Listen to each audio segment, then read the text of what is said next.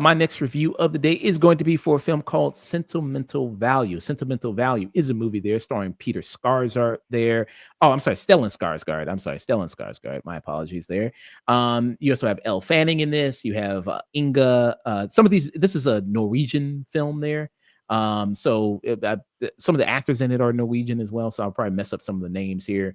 Um, but you have Inga Lewis. You also have Renta Renevies. I fucked up that name, but that's okay. And people might know the lead actress in this. She was in the movie Worst Person in the World. I don't know if you ever saw that movie. That was a highly critically acclaimed film the year it Right. came out. I never saw it, but I heard great things about it. Okay. It's a good movie. It's a really great movie there. The premise of this movie is you have Stellan Skarsgård there, who is a director.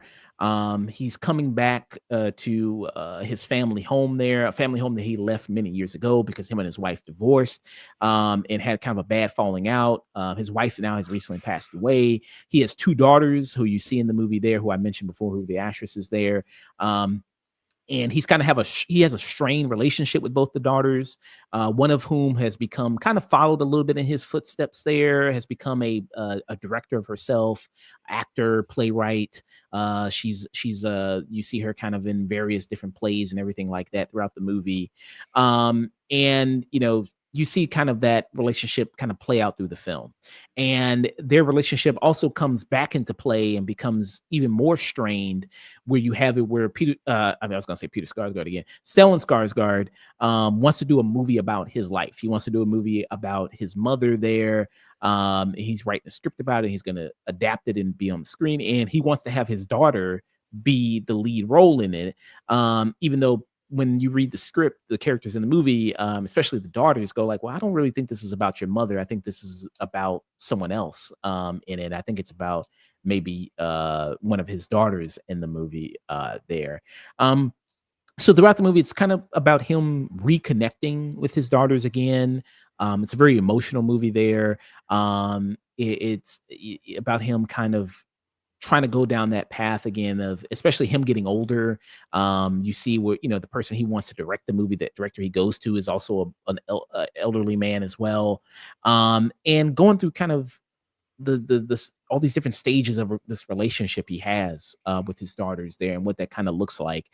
And the performances in this are really amazing. And this movie, it's broken up. So some of it's Norwegian, some of it is English. You get segments of English, like where Elle Fanning shows up. Elle Fanning is like this American actress. She's famous, who wants to, like, she saw one of his movies at a film festival, so she wants to star in his next movie there. And she's really passionate about the craft of acting, and she wants to be taken seriously as an actress. And she's had like some bad outings there, movie wise. So she travels with him back to his home country there.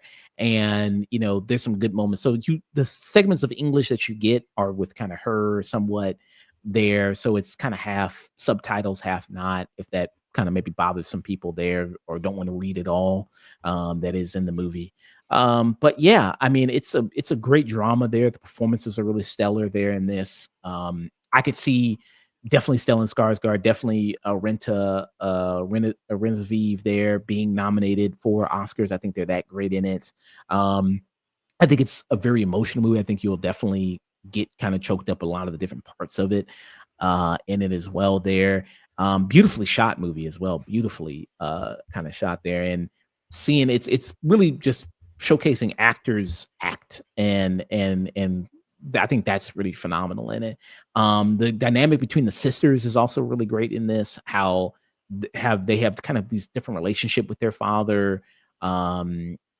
You see a little bit at the beginning of the movie, like their kind of life growing up, and also this house that they used to stay in has all this history. Like this house has been in their family for generations there.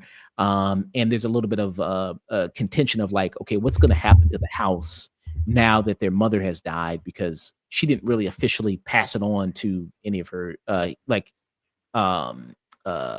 children in the divorce or anything like that.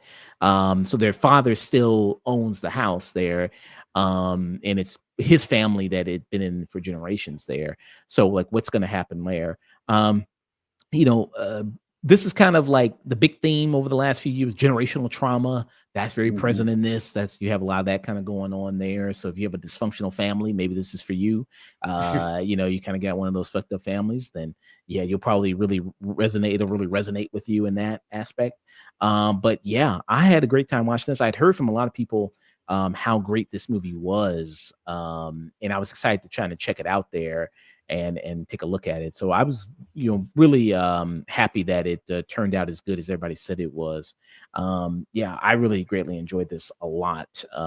Yeah, I would give it a peak there with this. Any questions about?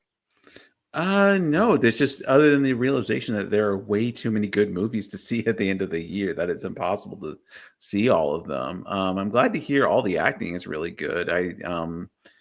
Yeah, it sounds like a really interesting premise. I think just kind of the intersection of like art and family trauma is sort of an interesting, you know, take to do on this material. So I'm glad it's good. Yeah. Also, good kind of statement about kind of art and what art can kind of do for people there, how it can kind of be this therapy almost. I would say there of utilizing art to get out emotions, get out things you want to say there, expressing it in a way. I think that's kind of very good there. And yeah, sounds. I mean, he loves. You can tell he loves movies in this. Loves film. He's a director, so like one of the characters, his daughter has like a son, and it's like his I think sixth or eighth birthday or something like that. And then he gives him like a bunch of old movies, like The Piano Teacher with Monica Bellucci. He's like, oh yeah, this is a great movie, and DVDs too. It's like the kids looking at that shit like, Dad, Granddad, I don't want this bullshit. Like, what the fuck is all these movies? Like these old ass movies and shit. Like, bro, what is it? You can't give them a Switch 2 or something. That's what the kid want. That's Uh, funny. I'm also just like looking at the trailer. It's sort of like it's really an interesting combination of like how muted some of the colors are in some things, but like how bright and like desaturated they look in other. It's yeah. interesting cinematography there.